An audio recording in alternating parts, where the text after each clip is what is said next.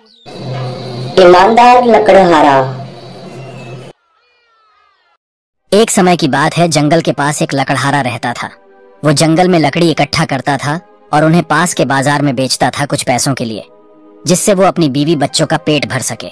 एक दिन की बात है, वो एक पेड़ काट रहा था। तभी हुआ ये कि गलती से उसकी कुल्हाड़ी पास की एक नदी में गिर गई। नदी बहुत ज्यादा गहरी थी और वास्तव में तेजी से बह रही थी। उसने बहुत प्रयत्न किया अपने कुल्हाड़ी को खोजने की, लेकिन उसे वो वहां नहीं मिली। अब उसे लगा कि उसने कुल्हाड़ी खो दी है। वहीं दुखी होकर वो नदी के किनारे बैठकर रोने लगा। अरे अरे, ये क्या हो गया मेरी कुल्हाड़ी। हे भगवान, मेरी कुल्हाड़ी पानी में गिर गई। अरे अब मैं पैसे कैसे लाऊंगा, मेरे परिवार का पेट कैसे पालूंगा। उसके रोने की आवाज सुनकर नदी के भगवान उठे और उस लकड़हारे से पूछा कि क्या हुआ।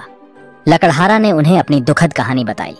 नदी के भगवान को उस लकड़हारे के ऊपर दया आई और वो उसकी मेहनत और सच्चाई देखकर उसकी मदद करने की पेशकश की।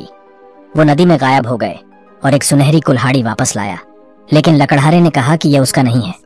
वो फिर से गायब हो गए और अब की बार उन्होंने चांदी की कुल्हाड़ी लेकर वापस आए, लेकिन इस बार भी लकड़हारे ने कहा कि यह कुल्हाड़ी उसका भी नहीं है। अब नदी के भगवान पानी में फिर से गायब हो गए और अब की बार वो एक लोहे की कुल्हाड़ी के साथ वापस आ गए।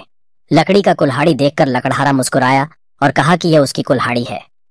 नदी के भगवान ने लकड़हारे की ईमानदारी से प्रभावित होकर उसे सोने और चांदी की दोनों कुल्हाड़ियों से भेंट किया। अब लकड़हारा अपने घर में अपने परिवार के साथ सुखी जीवन बिताने लगा।